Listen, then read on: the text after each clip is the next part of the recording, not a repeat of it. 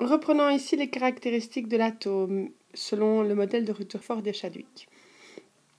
Un atome, selon Rutherford et Chadwick, sont constitués de 3 éléments. Comment peut-on trouver le nombre de ces éléments, de ces particules? Nous allons voir tout de suite. Nous avons un numéro atomique, ici. Pour le carbone, il est de 6. Ce numéro atomique nous permet de savoir que le carbone a 6 protons. Il permet aussi de savoir que le carbone a 6 électrons. 6 protons, 6 électrons. L'atome de carbone est donc bien neutre. Il nous permet aussi de trouver par un petit calcul le nombre de particules qui constituent le reste du noyau, c'est-à-dire les neutrons. Alors, les neutrons, comment fait-on pour trouver ça?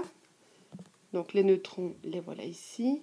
En fait, on va utiliser un calcul où on va prendre le nombre de masses qui correspond à ce qui est écrit en dessous du numéro atomique, moins le numéro atomique, et on obtiendra 12 moins 6, c'est-à-dire 6.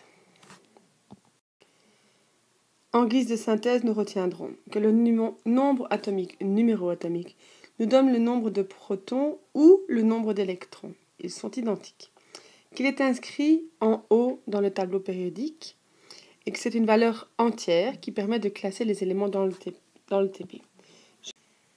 Je vais tracer une case de ce fameux tableau périodique que je noterai toujours TP.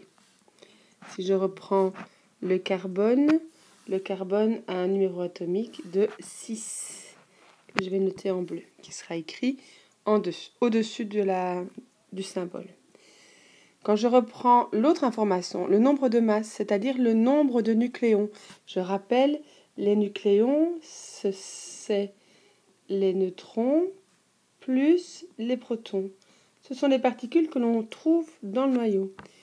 Ce nombre-là est inscrit en dessous du symbole et ne correspond pas toujours à une valeur... la valeur qui est indiquée n'est pas toujours une valeur à l'unité, mais le nombre de masse, nous le reprendrons toujours à l'unité. Donc dans ce cas-ci, le nombre de masse est de 12,01.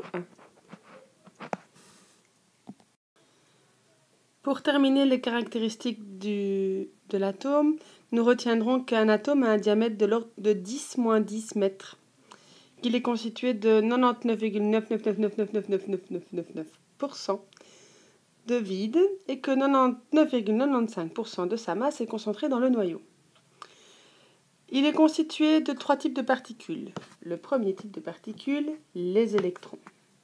Elles sont de charge négative, on note E-. La masse en grammes est ridicule par rapport aux protons, mais on la met quand même. On ne retiendra pas, on considérera que c'est 0.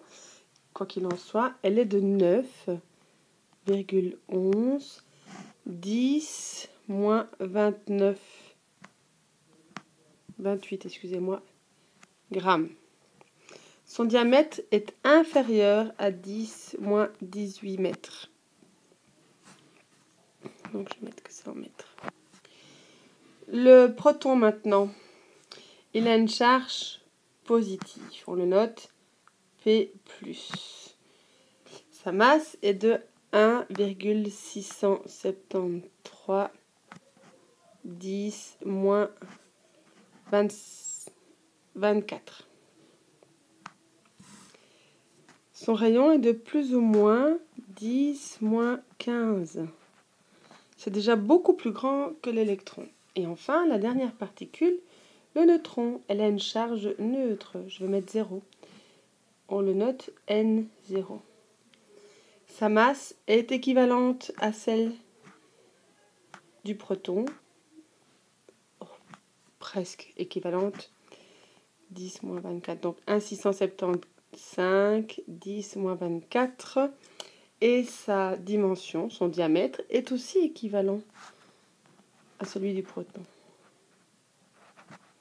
Nous avons donc 2 particules, le proton et le neutron, qui sont quasi identiques. Pour se faciliter la vie, nous retiendrons que le proton est de charge de masse 1 et que le neutron est de masse 1 aussi, tandis que L'électron sera de masse nulle, négligeable.